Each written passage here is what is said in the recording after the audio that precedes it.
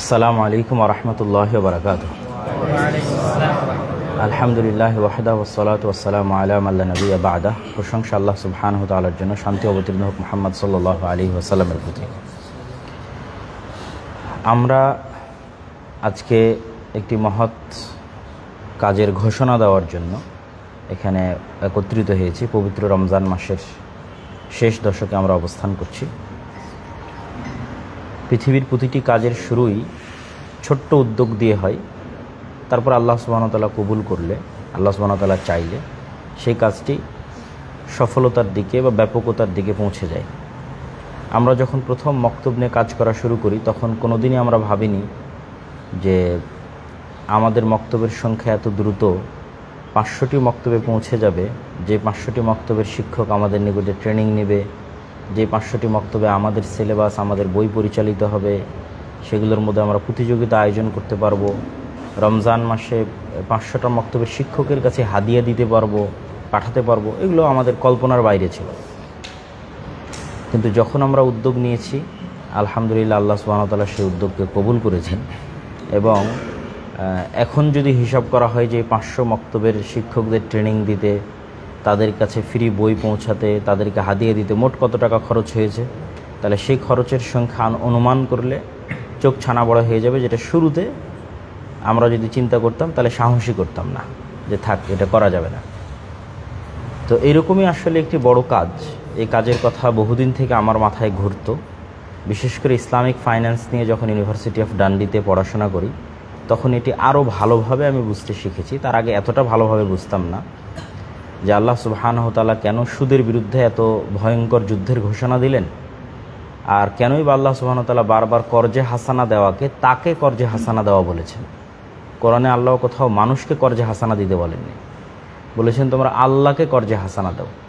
অথচ আল্লাহকে আমরা কিভাবে কর্জে হাসানা দেব? মানুষকে কর্জে হাসানা দেব। কিন্তু আল্লাহ কোরআনে বলতেছে কাকে কর্জে হাসানা দিতে? আল্লাহকে কর্জে হাসানা দিতে। আর সুদের বিরুদ্ধে উনি যুদ্ধ ঘোষণা করে রেখেছে, যে সুদের সাথে সম্পৃক্ত যারা তার আল্লাহ এবং আল্লাহ রসুলের বিরুদ্ধে যুদ্ধ ঘোষণা করছে। তো সুদ নিয়ে যতটুকু আমার পড়াশোনা, তাতে আমি এতটুকু বুঝেছি, সুদ পৃথিবীর মানুষকে গোলাম রাখার, শুধু মুসলমান নয়, পৃথিবীর সকল মানুষ, হিন্দু, বৌদ্ধ, খ্রিস্টান, ইহুদি, মুসলিম, অমুসলিম, সকল মানুষকে অর্থনৈতিকভাবে গোলাম রাখার সবচেয়ে বড় মাধ্যম। পৃথিবীতে অত্যাচারের সবচেয়ে বড় মাধ্যম হচ্ছে সুদ। আজকের পৃথিবীতে এমন কোনো মুসলিম রাষ্ট্রপ্রধান নাই, এমন কোনো মুসলিম দেশের সেনাবাহিনীর প্রধান নাই যে গোলাম নয়। বিশাল বড় সেনাবাহিনীর প্রধান কিন্তু গোলাম। তার অন্যতম একটি বড় কারণ হচ্ছে সুদী অর্থনীতি। সুদী পুঁজিবাদী অর্থনীতির পায়ে সকলের জিনজির বাধা আছে, বাংলাদেশের, পাকিস্তানের, পৃথিবীর সব দেশের। এই জন্য এগুলো স্বাধীন নয়, গোলাম দেশ। তো এত বড় বিশাল সুদের বিরুদ্ধে সারা পৃথিবীতে এমন একটা ইকোসিস্টেম তৈরি করা হয়েছে সুদের, যে মানুষ যেন সুদ থেকে বাঁচতে না পারে। যেটা ইউরোপে বসবাস করলে, ইংল্যান্ডে আমি যে 1 বছর ছিলাম, সেখানে মানুষজনের মসজিদে গেলে, দাওয়াতি কাজ করলে তাদের মুখ থেকে যত প্রশ্ন আমাদের কাছে আসতো এবং তাদের জীবনের চলাচলের যে ব্যবস্থাপনা শুনতাম, তা থেকে এতটুকু নিশ্চিত বোঝা গেছে যে পৃথিবীতে একটা ইকোসিস্টেম তৈরি করা আছে, যে একটা মানুষও যেন এক ধাপও পা ফেলতে না পারে সুদ ছাড়া। আপনি ইউরোপ আমেরিকায় একটা বাড়ি ক্রয় করতে পারবেন না সুদ ছাড়া, অসম্ভব। পুরো জীবনের ইনকাম দিয়ে ক্রয় করতে পারবেন না একটা বাড়ি। এমনকি আপনি যদি একটা ওয়াইফাইয়ের রাউটারও কিনেন, তো রাউটারের পিছনেও ইন্স্যুরেন্স আছে, যে ইন্স্যুরেন্সের সাথে সুদ যুক্ত আছে। গাড়ির ইন্স্যুরেন্স, বাড়ির ইন্স্যুরেন্স তো আছেই, মানুষের লাইফ ইন্স্যুরেন্স তো আছেই, এটা মোবাইলের রাউটারের ইন্স্যুরেন্স আছে। আপনি যদি একটা বাসা ভাড়া নিতে যান ইউরোপ আমেরিকায়, তাহলে আপনার ক্রেডিট কার্ডের ব্যালেন্স চেক করা হবে, যে আপনি ক্রেডিট কার্ডে লেনদেন কেমন করেছেন। যদি ক্রেডিট কার্ডে সবচেয়ে ভালো লেনদেন করে থাকেন, তাহলে সিকিউরিটি মানি ছাড়া বাসা ভাড়া দেওয়া হবে। আর যদি ক্রেডিট কার্ডে লেনদেন না থাকে, তাহলে পূর্ণ সিকিউরিটি মানি দিয়ে বাসা ভাড়া নিতে হবে। তাহলে ক্রেডিট কার্ডের লেনদেন মানে সুদ। ক্রেডিট কার্ডের লেনদেন মানে আমি আগে খরচ করেছি, পরে সুদ সহ পরিশোধ করবো। এটা ক্রেডিট কার্ড। যে একটা ব্যাংক আমাকে দিচ্ছে যে এই কার্ড, ফাঁকা কার্ড, এখানে একটা টাকাও নাই, তুমি 50,000 পর্যন্ত খরচ করতে পারো, টাকা পরিশোধ করবে ব্যাংক। এই 50,000 টাকা তুমি আস্তে আস্তে 55,000 বা 60,000 আমাকে পরিশোধ করে দেবা ধীরে ধীরে। এই যতবার আপনি ব্যাংকের থেকে এইভাবে ক্রেডিট কার্ডে লেনদেন করবেন, ততবার ওই অ্যামাউন্টটা বাড়িয়ে দিবে, যে ঠিক আছে এখন তুমি 5 লাখ টাকা টাকা ছাড়াই 5 লাখ টাকা খরচ করতে পারো। তো এইভাবে মানুষকে প্রলোভন দেওয়া হয় যে যেন সে সুদী অর্থনীতির সাথে যুক্ত হয়, এবং তার অন্তরকে স্বাধীনতা দেওয়া হয় যে তুমি খরচ করো, নাও, সুদ নাও, লোন নাও। আপনারা হয়তো মনে করতে পারেন যে লোন নেওয়া বা সুদ নেওয়া অনেক কঠিন। না, পৃথিবীর সবচেয়ে সহজ। কঠিন না, সবচেয়ে সহজ দেখে এত হাজার কোটি টাকা এই দেশ থেকে পাচার হয়ে গেছে, এত সহজ এই জন্য। তো আপনার জন্য সহজ হয়ে যাবে যখন আপনি ক্রেডিট কার্ডে লেনদেন করবেন। আর যদি বলেন না ক্রেডিট কার্ডে লেনদেন করবো না, তো আমেরিকা ইউরোপ ছেড়ে পালাতে হবে, আপনি বসবাসই করতে পারবেন না। তাহলে এই যে পুরো পৃথিবীতে একটা ইকোসিস্টেম ডেভেলপ করা হচ্ছে, যে ইকোসিস্টেমটা তৈরি হচ্ছে সুদের ভিত্তিতে। তো আসলে এত বড় বিশাল ইকোসিস্টেমের বিরুদ্ধে আমি একাই লড়াই করবো, আমরা একাই লড়াই করবো, এটা সম্ভব নয়। কিন্তু চেষ্টা তো করা উচিত। চেষ্টা করলে অন্তত আল্লাহর দরবারে বলতে পারবো যে আমরা পৃথিবীতে বেঁচে থাকা অবস্থায় সুদের মতো একটা ভয়াবহ জুলমের বিরুদ্ধে ন্যূনতম হলেও লড়াই করার চেষ্টা করেছিলাম।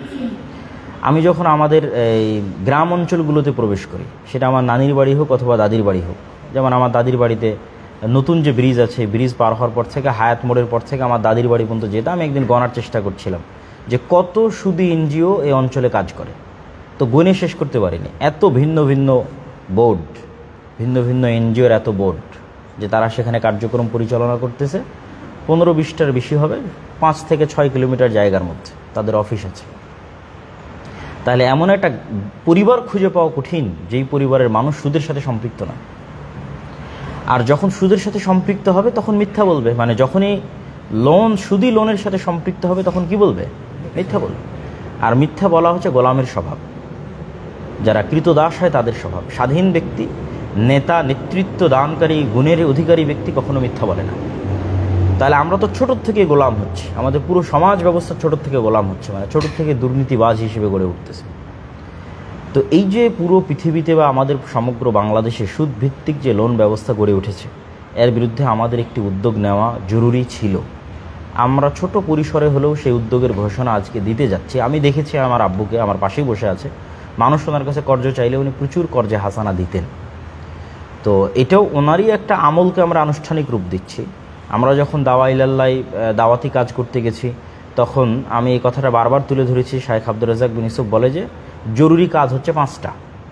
তো জরুরি কাজের মধ্যে একটা জরুরি কাজ উনি বলে যে কোরআন তেলাওয়াত করতেই হবে, না পারলে সূরা ইখলাস পাঠ করতে হবে। তো ওইটাই আমরা একটা প্রতিষ্ঠান তৈরি করে দিয়েছি ওই কথাকে ভিত্তি করে, আর দাওয়া ইলাল্লাহ, যে মানুষকে কী শেখাতে হবে? কোরআন শেখাতে হবে। তো ওনার একটা ব্যক্তিগত আমল যে উনি মানুষকে প্রচুর কর্জে হাসানা দিয়েছেন, এখনও দেন, নেওয়ার চাইতে দেওয়া বেশি। তো সেটাকে আমরা প্রাতিষ্ঠানিক একটা রূপ দিতে চাচ্ছি, যে আমাদের সাধ্যের জায়গা থেকে আমরা সুদমুক্ত ক্ষুদ্র ঋণের কার্যক্রম শুরু করব। এবং এটার নাম জাস্টিস বা ন্যায় বিচার বা ন্যায়পরায়ণতা। এটা কেন দেওয়া?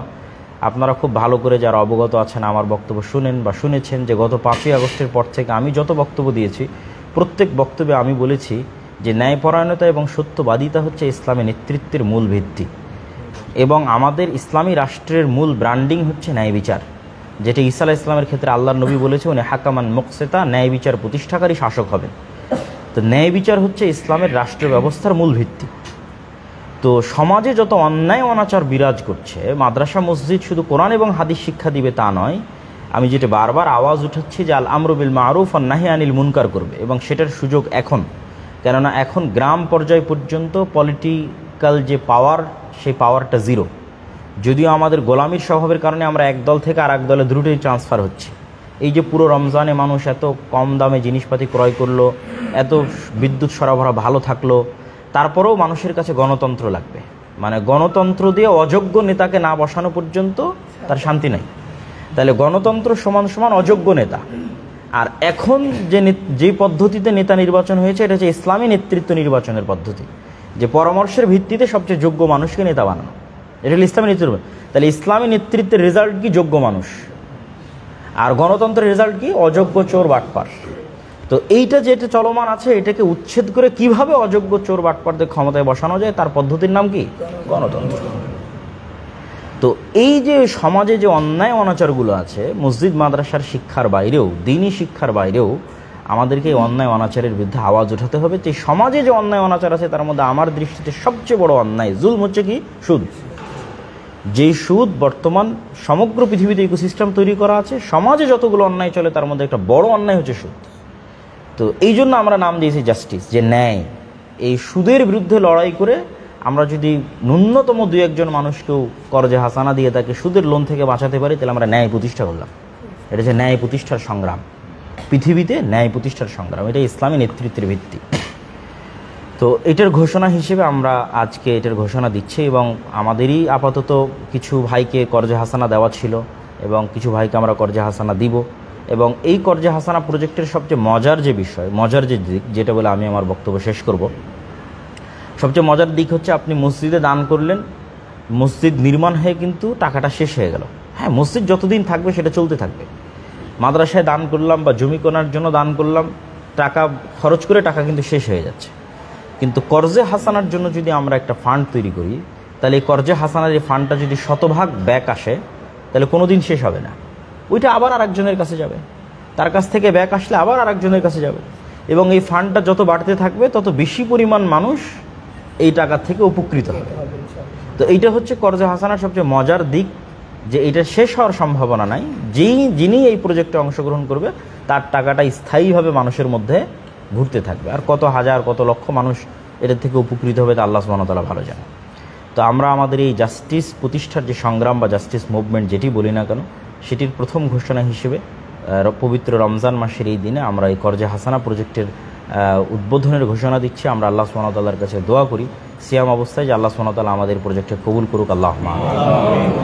এবং আমরা পাকিস্তানের একটি ফাউন্ডেশনকে আদর্শ বা মডেল হিসেবে রেখেছি। আমাদের এটির মূল ভিত্তি হবে যে আমরা ব্যাপকভাবে সবাইকে দিতে পারবো এটা এখন বলতে পারবো না, কিন্তু আমাদের শুরুটা যে আমরা কাদেরকে দিব, আমরা অবশ্যই আমাদের থেকে ট্রেনিং প্রাপ্ত যে মক্তবগুলো আছে দাওয়ায়ে ইলাহির অধীনে পরিচালিত এবং আল জামিয়া সালাফিয়ার সাথে মুআদালা বা অধিভুক্ত যে শিক্ষা প্রতিষ্ঠানগুলো আছে, এই শিক্ষা প্রতিষ্ঠান এবং এই মক্তবগুলোর মাধ্যমে প্রথমে দেওয়া শুরু করব।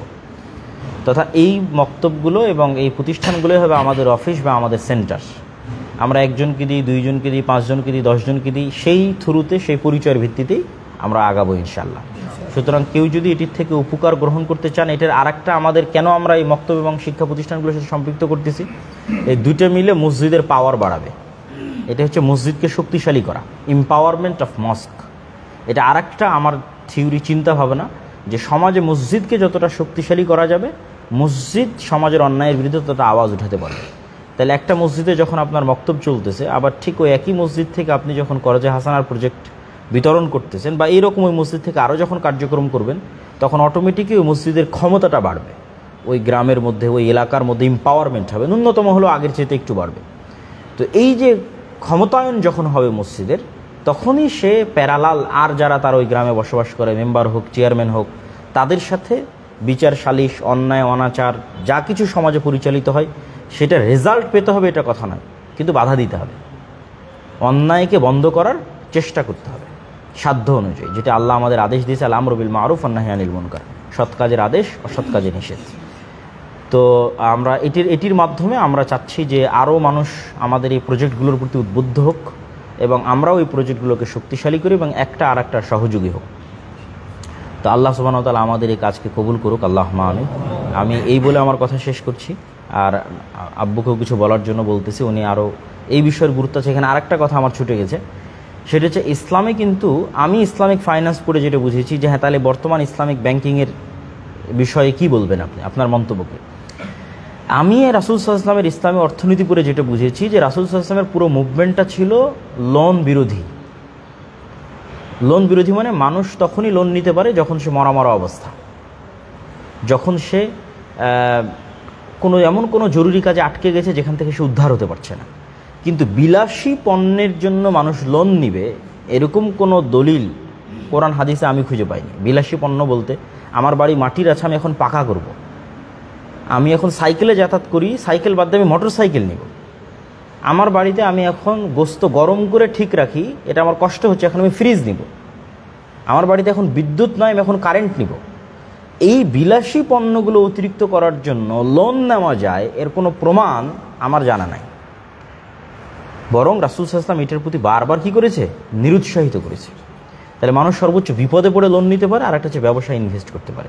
তো আমাদের এই কর্জে হাসানার প্রজেক্টটাও আমরা আপাতত এতটুকুর মধ্যে সীমাবদ্ধ রাখতেছি যে ক্ষুদ্র ঋণ দিয়ে যারা উদ্যোক্তা হবে তাদের জন্যই আমরা এটি ব্যয় করব, যে মানুষ ব্যবসা করে আর 5 জন 10 জনের কর্মসংস্থানের ব্যবস্থা করবে। এটা এক প্রকার ইনভেস্টমেন্টের মতো, কিন্তু কর্জে হাসানা হিসেবেই যাবে।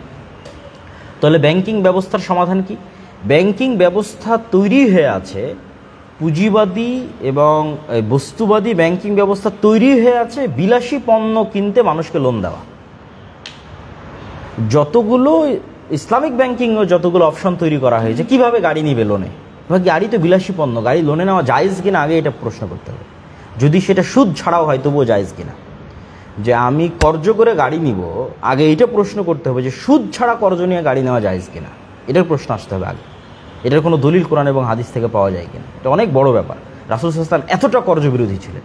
তাহলে আজকের পুরো ব্যাংকিং সিস্টেম, বস্তুবাদী পুঁজিবাদী ব্যাংকিং সিস্টেম দাঁড়িয়েই আছে আপনাকে বিলাসী পণ্য কিনতে লোন দেবে। ফলত তাদেরকে চতুর্মুখী কলা কৌশল অবলম্বন করা লাগতেছে। আর ইসলামের যদি ব্যাংকিং ব্যবস্থা হয় তাহলে তার সিম্পল মূলনীতি দুটেই, হয় মানুষকে, বিপদগ্রস্ত মানুষকে কর্জে হাসানা দাও, আর না হলে ব্যবসায় ইনভেস্ট করো। কিন্তু এইরকম কোনো সমন্বিত ব্যবস্থা যেখানে আমি একজনকে লোন দিয়ে তার থেকে অতিরিক্ত সুদ আদায় করব, আবার গ্রাহক আমাকে যেটা জমা দিচ্ছে, আপনারা মনে করেন যে আমরা এটা জমা দিচ্ছি, ব্যাংকের পরিভাষায় এটা জমা নয়। ব্যাংকের পরিভাষায় এটা কি বলেন তো? ব্যাংকের পরিভাষায় এটা লোন। আমরা গ্রাহকরা ব্যাংকে লোন দিচ্ছি, এটা আমি আগে জানতাম না। ইসলামিক ফাইন্যান্স পড়ার পরে জানি যে আমরা যতজন ব্যাংকে টাকা দিয়ে আসছি, ব্যাংকে কি দিয়ে আসছি? লোন দিয়ে আসছি। এই লোনের বিপরীতে ব্যাংক আমাদেরকে সুদ দেয়। ঠিক ওই টাকাটা সে আবার আর 10 জন ব্যবসায়ীকে লোন দিচ্ছে। তাহলে ওই 10 জন ব্যবসায়ীর কাছ থেকে সুদ দিচ্ছে বেশি, আমাকে সুদ দিচ্ছে কম, মধ্যের টাকা দিয়ে ব্যাংক চলতেছে। তো এই ব্যাংকিং সিস্টেমের টুলসটাই, এই যন্ত্রটাই একটা পুঁজিবাদী বস্তুবাদী যন্ত্র। এটার পরিপূর্ণ ইসলামাইজেশন কিভাবে হবে আল্লাহ সুবহানাহু ওয়া তাআলা ভালো জানে। আমার বুদ্ধিতে আমি গবেষণা করে সেটি বের করতে পারিনি। তবে আমি এতটুকু বুঝেছি, ইসলামী অর্থনীতি হচ্ছে লোন বিরোধী। মানুষকে অল্পে তুষ্ট থাকতে হবে, এটা হচ্ছে ইসলামী অর্থনীতির মূল ভিত্তি। মরলে যখন অপারেশনের দরকার তখন লোন নিতে পারে, তখন সমাজ তাকে কর্জে হাসানা দিবে। এই জন্য সোশ্যাল সিকিউরিটি থাকতে হবে, সোশ্যাল ইন্স্যুরেন্স থাকতে হবে। মানুষ বলে যে আমার লাইফ ইন্স্যুরেন্সের দরকার। আসলে ইসলাম সমাজ ব্যবস্থা এমনভাবে সাজিয়েছে যে সোসাইটি ওই ব্যক্তিকে ইন্স্যুরেন্স দেবে, আলাদাভাবে লাইফ ইন্স্যুরেন্স লাগবে না। সমাজ ব্যবস্থা এমনভাবে ইসলামের সাজানো আছে যে সোসাইটি ওই ব্যক্তিকে ইন্স্যুরেন্স দেবে, যে এই ব্যক্তিকে মারা গেলে তাকে কিভাবে সহযোগিতা করা হবে, তার পরিবারকে কিভাবে সহযোগিতা করা হবে, তার পরিবার কিভাবে চলবে। এই জন্য আল্লাহ বলছে আমাকে কর্জে হাসানা দাও। যাকে এগুলো অনেক গভীর আলোচনা, এগুলো যখন আরও আমরা ব্যাপক আলোচনা করব এবং এই বিষয়ে আমরা আরও লেখালেখি করব তখন বোঝা যাবে ইনশাআল্লাহ। তো আমরা আবারও দোয়া করি যে আল্লাহ সুবহানাহু ওয়া তাআলা আমাদের এই কাজটিকে কবুল করুক, আল্লাহুম্মা আমিন। এখন আপনাদের সামনে কথা বলছে শ্রদ্ধেয় শাইখ আব্দুর রাজ্জাক বিন ইউসুফ।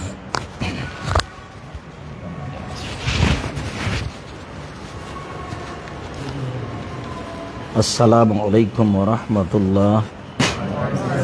আলহামদুলিল্লাহি ওয়াহদা ওয়াসসালাতু ওয়াসসালামু আলা মান লা নাবিয়্যা বাদা। আম্মা বা'দ। ফাআউযু বিল্লাহি মিনাশ শাইতানির রাজীম।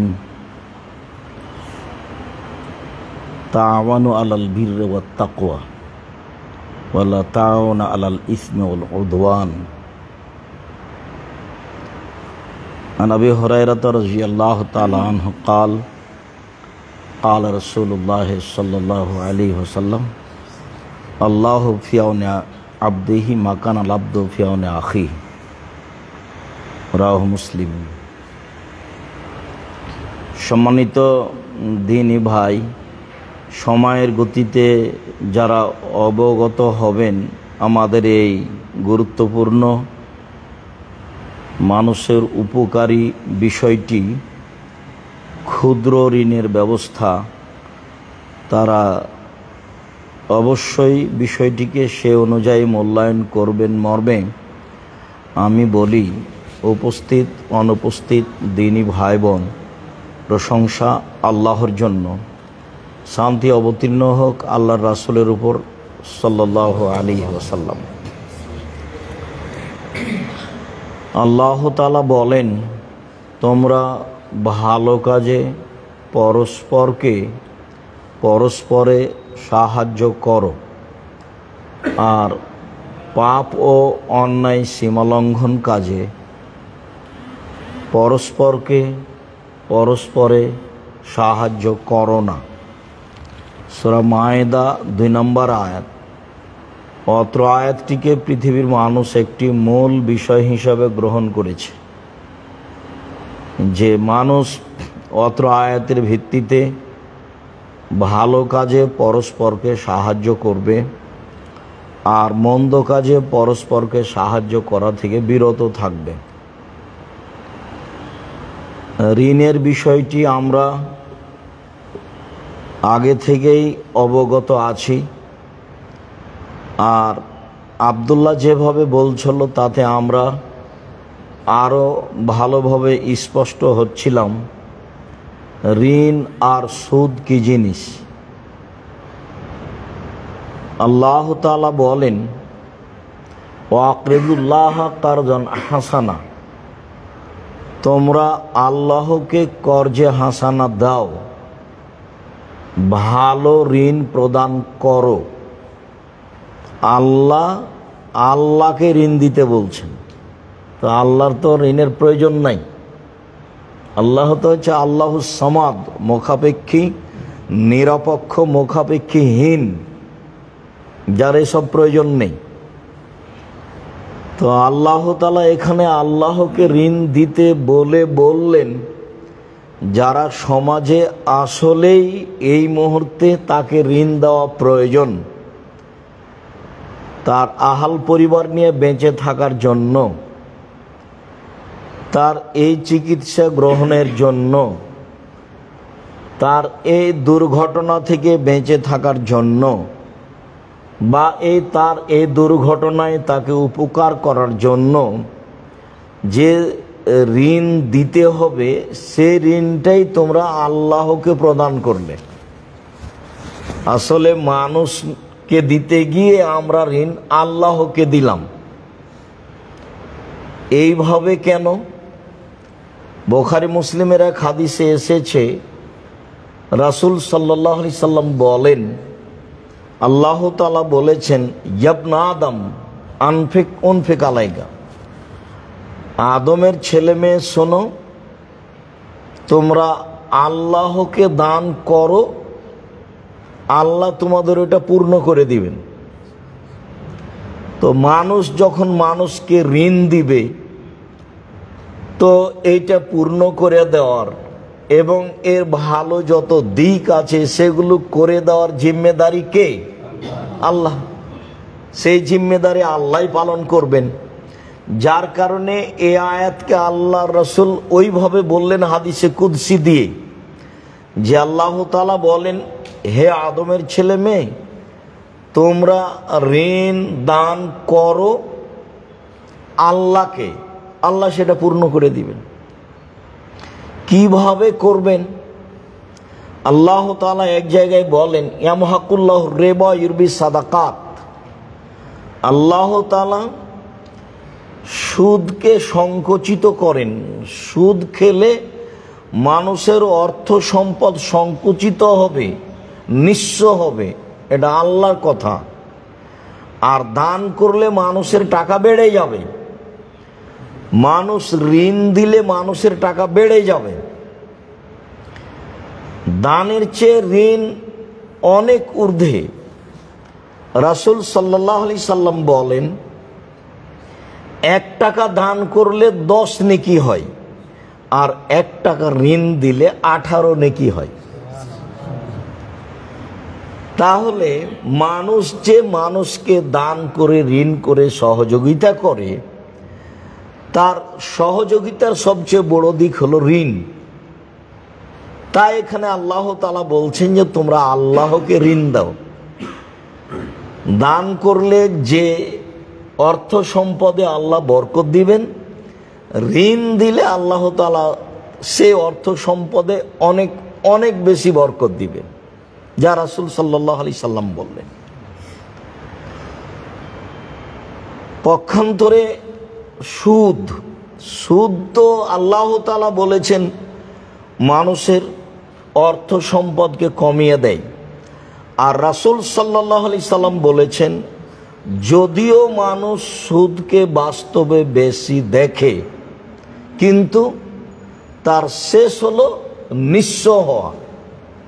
তার শেষ পরিণতি হলো তাকে নিঃস্ব হতে হবে। তার প্রমাণ আমাদের এলাকাতে হাজারো আছে, যে যারা কিস্তিতে টাকা উঠিয়েছে, পরিশোধ করব বলে কিস্তিতে, তারা এক পর্যায়ে নিঃস্ব হয়ে গেছে। বাড়িঘর বিক্রি করে চলে গেছে। তার একটা প্রমাণ আমার বাসা নদাপাড়াতে এখানেই আছে। একটা পরিবার ওই ওদের নিজের বাড়িতে থাকছিল পাশেই। তো কিছুদিন পরে দেখি আর ওরা নেই। কি হয়েছে, যে ঋণ পরিশোধ করতে না পারায় যারা ঋণ দিয়েছিল তারাই বাড়িটা নিয়ে নিয়েছে। তো এখন সুদ গ্রহণ করার কারণে একেবারে মানুষ কি হয়ে গেছে, বাড়ি ভিটা বাস্তু ভাড়া হয়ে গেছে, থাকারও আর জায়গাটা নেই। তো এইটাই ঠিক যে ঋণের শেষ ফলাফল তাকে নিঃস্ব হতেই হবে। বহুদিন বক্তব্যে বলা আছে যে যারা ঋণ নিচ্ছে তাদেরকে একদিন না একদিন ভিক্ষুক হতেই হবে। যারা এইভাবে টাকা দিয়ে বেশি টাকা নেই। আব্দুল্লাহর একটা বক্তব্য শোনার আগে আমি এই কথাটা বুঝতাম না। তো যেদিন বক্তব্যটা অবগত হলাম সেদিন আমি বুঝলাম যে আসলে টাকার মূল গতি কি। টাকাকে তার নিজ গতিতে চলতে দিলে মানুষের সমাজে সমস্যা হবে না। সেটা হলো এই, টাকা ব্যবহার হয় বিনিময়ে। এটা হলো টাকার নিজস্ব গতি। আমি 1 কেজি বেগুন নিয়েছি, বিনিময়ে টাকা দিয়েছি, এটা হলো টাকার নিজস্ব গতি। আমি 1 কেজি চাউল কিনেছি, তার বিনিময়ে টাকা দিয়েছি, এটা হলো টাকার নিজস্ব গতি। আর টাকা দিয়েই যদি টাকা নিই তাহলে টাকার নিজস্ব গতিতে বাধা দেওয়া হয়েছে। ও আর নিজের মতো চলতে পারলো না। আমি টাকা দিয়েই টাকা নিলাম। তো 100 টাকা লোন দিয়েছি, ঋণ দিয়েছি, 6 মাস পরে 120 টাকা নিব। তাহলে তো বাহ্যিকভাবে আমার টাকাতে টাকা বাড়লো। কিন্তু আল্লাহ বলছেন যে টাকাতে টাকা বাড়ে না, আল্লাহর নবী বলছেন টাকাতে টাকা বাড়ে না। তাহলে ফলাফল কি? যেহেতু টাকাকে নিজ গতিতে চলতে দেওয়া হয়নি, তখন সমাজের যা অবস্থা সেটাই হবে। বাহ্যিকভাবে টাকা বেশি দেখলেও সে একদিন নিঃস্ব হয়ে যাবে। তখন হবে যে দেশ হিসেবে টাকা 2-1 মানুষের হাতে চলে যাবে, আর বাকি মানুষগুলি নিঃস্ব হয়ে যাবে। গ্রাম হিসাবে টাকা 2-1 মানুষের কাছে চলে যাবে, বাকি লোকগুলি নিঃস্ব হয়ে যাবে। পৃথিবী হিসাবে কয়েকটা দেশে টাকা চলে যাবে, বাকি দেশগুলি নিঃস্ব হয়ে যাবে। এক পর্যায়ে দেউলিয়া হয়ে যাবে। কেন? টাকাকে তার নিজ গতিতে চলতে দেওয়া হয়নি। টাকার নিজস্ব গতি এটাই যে তাকে বিনিময়ে ব্যবহার করতে হবে। যখন টাকাকে তার নিজস্ব গতিতে ব্যবহার করা হয়নি তখন টাকার উপরে জুলুম করা হয়েছে। আর যখন কোনো জিনিসের উপরে জুলুম করা হয় তখন সেই জিনিস টিকতে পারে না, তাকে এক সময় সরতে হবেই। আপনি একজন সম্মানী মানুষ, জামিয়া সালাফে এসেছেন, তা আপনাকে সম্মান সহকারে থাকতে দিতে হবে, বসতে দিতে হবে। কিন্তু আপনাকে গেটের পাহারাদারের সমানও মূল্যায়ন করলাম না, তখন কি আপনি এখানে টিকতে পারবেন? তখন আপনি ভাববেন যে আমার এখানে হবে না। 2-1 দিন থাকার পরে পরিবেশ পরিস্থিতি দেখে কেটে পড়বে, চলে যাবে। তো টাকার অবস্থা তাই। টাকাকে যখন মানুষ তার নিজস্ব অবস্থায় রাখবে না, তখন টাকার যেটা ফল সেটা সে ভোগ করবেই, সেটা হলো নিঃস্ব হওয়া। তাই আল্লাহ বলেছেন, তাই নবী বলেছেন, মানুষ টাকা দিয়ে টাকা নিলে তাকে নিঃস্ব হতেই হবে, আজ হোক আর কাল হোক। অতএব যেই কথাটি আমি আজকে আপনাদের সামনে বলবো বলে কিছুক্ষণ কথা বলছিলাম, সেই কথাটি হলো এই যে কাজ আসলেই ছোট পরিসরেই শুরু হয়, তারপরে ধীরে ধীরে বাড়ে। দারুল উলুম দেওবন্দ দেশের নয়, পৃথিবীর বলতে গেলে একটা শীর্ষস্থানীয় প্রতিষ্ঠান। তার 6টা খুঁটি দিয়ে একটা চাল দিয়ে চালু হয়েছিল, 8-10 জন ছাত্র দিয়ে। আর জামিয়া সালাফে রূপগঞ্জ, নারায়ণগঞ্জ, ঢাকা একবারে নিঃস্ব অবস্থায় চালু হয়েছিল। তাই আমি 2013 সালের 24শে আগস্ট রোজ মঙ্গলবার সকাল 11টার সময় ওখানকার এক কাঁঠাল গাছের নিচে বলেছিলাম, আমার হাতে টাকা নাই এ কথা সত্য, এখানে প্রতিষ্ঠান গড়বে এ কথা সত্য, ইনশাল্লাহ গড়বেই গড়বে। কিভাবে গড়বে তা আমি জানি না, তবে নিশ্চিত গড়বে, অবধারিত গড়বে, গড়বেই গড়বে, ইনশাল্লাহ গড়বে। সেখানে গেলে এখন বোঝা যায় যে আল্লাহর আসলে দয়া কেমন, আল্লাহর রহমত কেমন। অবশ্য ডাঙ্গিপাড়াও তার একটা জাজল্য প্রমাণ। ডাঙ্গিপাড়াতে আমরা খুব নিঃস্ব অবস্থায় এসেছিলাম, তারপরে এখন আমরা অনেক কিছু দেখছি। তারপরে এই মসজিদটা ভাবলেই তো অনেক কিছু ভাবা লাগে। তো এখানে সূচনায় আমি যারা অবগত হচ্ছেন সামনে সময়ের গতিতে এই বড় কাজটি ক্ষুদ্রভাবে শুরু হচ্ছে, অবগত হবেন, তখন খুশি হবেন এই মর্মে যে আমি কয়েকদিন যাবৎ বাসা থেকে বের হয়ে মসজিদে যেতাম ডাঙ্গিপাড়ায়। এখানে তো হাতের বামে গাছের, ছোট্ট আম গাছের নিচে একটা গাড়ি দাঁড়িয়ে থাকতো। সেই গাড়িটার গায়ে একটা কাগজ লাগা ছিল, আর দাওয়া এলাল্লাহ, আল্লাহর পথে দাওয়াত। তো আমি দেখি, চলে আসি, দেখি, যাই, তো এটা কি আমি বুঝে উঠি না। তা আমি একদিন বলছি কয়েকদিন পরে আব্দুল্লাহকে, আব্বু গাড়ির গায়ে একটা কাগজ লাগানো আছে, আর দাওয়া এলাল্লাহ, এটা কি? তো আব্দুল্লাহ বলছে যে আব্বু আমার কয়েকটা স্বাদ, আমি তো আপনাকেও দেখলাম আর পৃথিবীর অনেক দেশই ঘুরে দেখলাম, তাতে দেখলাম যে মানুষ মানুষের দাস, মুসলমানেরা ইহুদি খ্রিস্টানের দাস হিসেবে জীবিকা নির্বাহ করছে। তো এই দাসত্ব মুক্তর পথ কি হতে পারে, দাস থেকে মুক্তির পথ কি হতে পারে? মুসা আলাইহিস সালামকে তো না হয় সরাসরি আল্লাহ পাঠিয়েছিলেন যে আপনি যান ফেরাউনকে বলেন। তো ফেরাউনকে বলেন, ফেরাউনকে কি বলেন? সরাসরি মুসা আলাইহিস সালাম বলছেন যে বনী ইসরাইলকে ছেড়ে দেন, একবারে সরাসরি, প্রথম কথা এটাই। তার মানে আমরা আগে দাস মুক্ত হতে চাই, কোনো কথা নাই। যেটা আল্লাহ বলছেন ফেরাউনকে নরম ভাষায় বলতে আদেশ করছেন, কিন্তু এটাই বলতে বলছেন যে ওখানে গিয়ে নিজেকে দাসমুক্ত করেন। তো প্রথমে তো বললেন যে আমি তো, আমার মুখে সমস্যা আছে, ভালোভাবে কথা বলতে পারি না। তাহলে ঠিক আছে, আমি ওটা ঠিক করে দিচ্ছি, আপনি বলতে থাকেন, রব্বি ইশরাহ লি সাদরি ওয়া ইয়াসসির লি আমরি ওয়াহলুল উকদাতাম মিন লিসানি ইয়াফকাহু কাওলি। তারপরে বললেন যে আমি তো যেতে সাহস করছি না, ফেরাউনের পক্ষ থেকে আমার ওপর একটা অভিযোগ আছে, আমি এক থাপ্পড় দিয়ে একটা মানুষ মেরেছিলাম, আমি গেলে তো সব মেরে দিবে। তো বলে ঠিক আছে আমি এটা দেখবো, আমি তোমার সাথে আছি। এই জন্য পরে আবার উনি বলবেন যে আল্লাহ আমার সাথে আছে। ঠিক আছে, ওটা আমি দেখছি, আমি আপনার সাথে আছি, যান। তখন উনি বলছেন তাহলে আমি একাই যেতে পারবো না, আমার ভাইকে আমাকে সাথে দিতে হবে। তখন আল্লাহ বললেন ঠিক আছে, সেটাও দিলাম। তখন আল্লাহ বললেন যে সবটাই মেনে নিলাম, আমাকে ডাকতে অলসতা করো না। সুবহানাল্লাহ, আলহামদুলিল্লাহ, আল্লাহু আকবার বলতে অলসতা করো না। তো এখন এত কিছু নিয়ে এই অবস্থায় মুসা আলাইহিস সালাম গিয়ে সরাসরি বলছেন বনী ইসরাইলকে ছেড়ে দেন।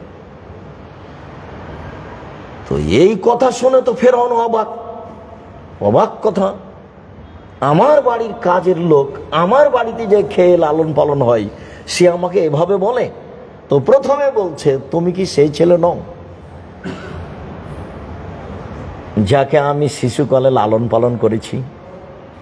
তুমি কি তোমার বয়সের বহুদিন আমার বাসায় থাকনি? তুমি তোমার কর্ম করেছো যা করেছো, তুমি একটা মানুষকে হত্যা করেছো, আর তুমি আমাকে এভাবে বলো, তুমি বড় অকৃতজ্ঞ। এই পর্যন্ত ফেরাউন বলল। তো এখন মুসা আলাইহিস সালাম বলছেন জি, আমি যা করেছি তা করেছি, আমি এক থাপ্পড়ে মানুষ মেরেছি, তখন আমি ভুল পথে ছিলাম, আমি আপনার হত্যার ভয়ে দেশ ছেড়েছি, আল্লাহ আমার প্রতি দয়া করেছেন, আমাকে নবী করেছেন, আমাকে জ্ঞানে গুণে পূর্ণ করেছেন, আপনি আমার প্রতি অনুগ্রহ করেছেন, অনুগ্রহ করে আপনি খোঁটা দিয়েছেন, সেই সুবাদে আপনি বানি ইসরায়েলকে দাস দাসীতে পরিণত করেছেন, বানি ইসরায়েলকে ছেড়ে দেন। এটা মূসা আলাইহিস সালামের কথা। তো এই দাসত্ব মুক্ত হতে হলে, দাস থেকে মুক্ত হতে হলে কি করতে হবে? তার প্রথম পদক্ষেপ আগে জানতে হবে আমি কে।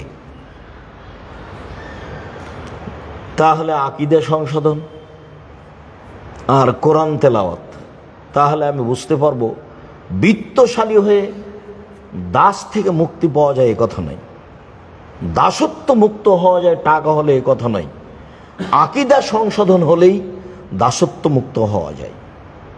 আব্দুল্লাহ যে এক সময় বলল লন্ডন আমেরিকার কথা, আমিও তার বাস্তব দেখেছি। কোন একটা পরিবার বাংলাদেশ বা ভারত পাকিস্তান থেকে গিয়ে সে দেশে বসবাস করছে লোন ছাড়া, এমন পথ নেই।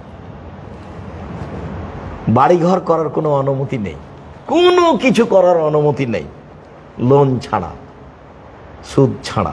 অথচ সুদের ভয়াবহতা এত বেশি, যেসব কারণে সরাসরি জাহান্নাম ঘোষণা হয়েছে সেটা হলো একটা সুদ। 7টা কারণে মানুষ সরাসরি জাহান্নামে যাবে এক আয়াতে, এক হাদিসে ঘোষণা হয়েছে, তার একটা হয়েছে সুদ। আর ওই দেশে বসবাস করতে হলে সুদ নিতে সে বাধ্য, নিতেই হবে। আর সুদ মুক্ত জীবন মানুষকে কাটাতে হলে ছোট থেকে ছোট, বড় থেকে বড় মানুষকে ঋণ দেওয়ার ব্যবস্থা করতে হবে। তো আব্দুল্লাহ বলল যে আব্বু, মানুষকে যদি দাস দাসী থেকে মুক্তি পেতে হয় তাহলে আকীদা সংশোধন করতে হবে আর কোরআন তেলাওয়াত করতে হবে। সেই সুবাদেই সারা দেশ জুড়ে মক্তব পরিচালনা করতে চাই। মসজিদ ভিত্তিক মানুষ শিক্ষা অর্জন করবে, আকীদা সংশোধন করবে, কোরআন তেলাওয়াত করবে। সেই সুবাদেই এর নাম দেওয়া হয়েছে আদ-দাওয়া ইলাল্লাহ। আর আরেকটা আমার স্বাদ, কয়েকটার আরেকটা স্বাদ, একটা ক্ষুদ্র ঋণ দেশে চালু করতে হবে। যে কোনো মূল্যে ক্ষুদ্র ঋণ চালু করতে হবে। এই ক্ষুদ্র ঋণের মাধ্যমে সময়ের গতিতে মানুষ আগাবে। ওখানে তারা আরও একটা প্রস্তাব ছিল, ব্যাংকিং ব্যবস্থাপনায় হয়তোবা সময়ের গতিতে পরিবেশ পরিস্থিতি হলে এক সময়ে পদক্ষেপ নিতে পারে, আল্লাহ আলাম, পরিস্থিতি কথা বলবে। তখন আমি বলেছিলাম আব্বু, তোমার এই কাজগুলি খুব সুন্দর, আমি তোমার সাথে একমত এবং আল্লাহর কাছে দোয়া করি আল্লাহ যেন তোমার এই আদ-দাওয়া ইলাল্লাহ সারা দেশ জুড়ে মসজিদ ভিত্তিক দাওয়াতি কার্যক্রম, কোরআন শিক্ষা, এগুলো যেন আল্লাহ কবুল করেন। তো তার আমরা একটা ফলাফল ভালো, খুব তাড়াতাড়ি ভোগ করছি। তো সেদিন এই কথাটাও ছিল ক্ষুদ্র ঋণ। তা আজকের যে পদক্ষেপ যেটা আপনাদের সামনে পেশ করা হচ্ছে সেটা হলো ক্ষুদ্র ঋণ, যাতে করে মানুষ সুদ থেকে বাঁচতে পারে। মানুষকে সুদ থেকে বাঁচানোর জন্য এই বড় পদক্ষেপ। যে সুদের ফলাফল সামাজিকভাবে আছে নিঃস্ব হওয়া, যে সুদের ফলাফল পরকালীন আছে জাহান্নামে যাওয়া।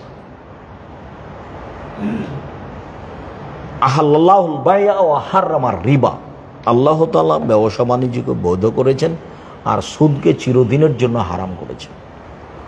আল্লাহ তাআলা হারাম করেছেন, রাসূল সাল্লাল্লাহু আলাইহি ওয়াসাল্লাম হারাম করেছেন। শুধু হারাম করেননি, সুদের ফলাফলে দুনিয়াবি ফলাফল বলেছেন। যারা সুদ খায় তারা একদিন নিঃস্ব হবে। তো যারা সুদ নেয়, যারা সুদের অঙ্ক কষে, যারা সুদের সাক্ষী থাকে, তারাও ক্ষতিগ্রস্ত হবে। ক্ষতিতে সমান সমান, এ কথা আল্লাহ রাসূল বলেছেন। আর পরকাল তো আছেই। তো আমরাও মনে করি যে আব্দুল্লাহর এই কাজটিতে আমাদের পরামর্শ এবং সহযোগিতা আন্তরিকভাবে থাকা একান্ত প্রয়োজন।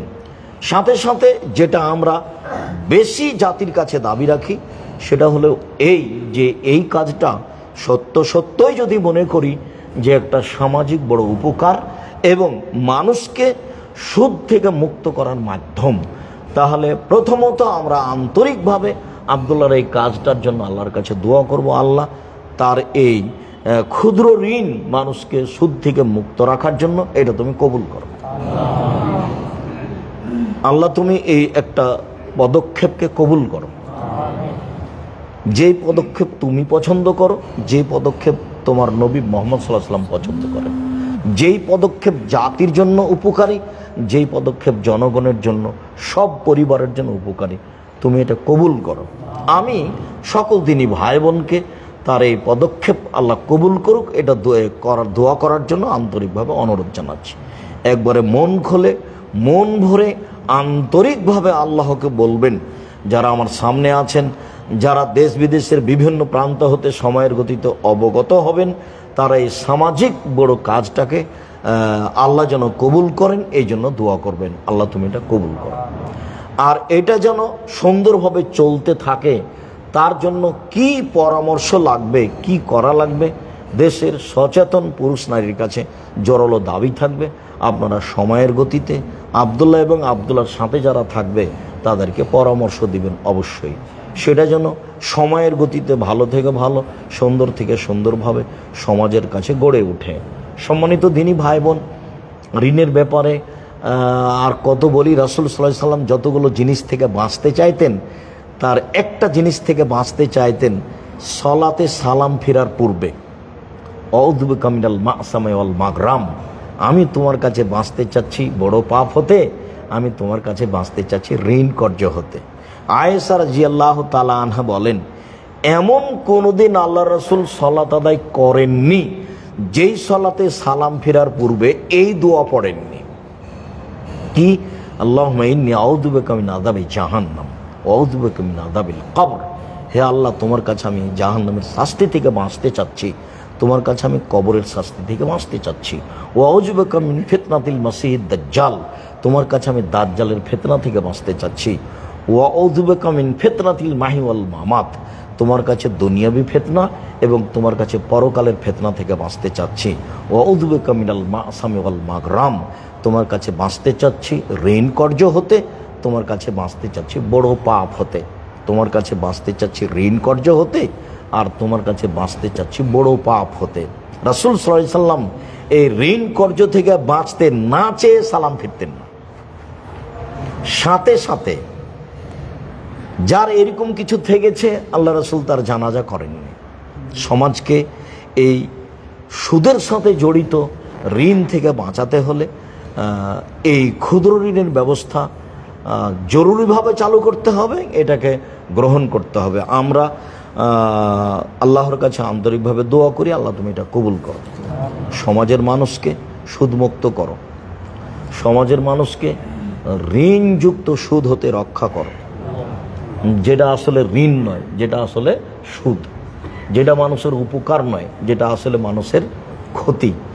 যে ঋণের কথা আল্লাহ বলেছেন সেটা নয়, যে ঋণের কথা নবী বলেছেন সেটা নয়।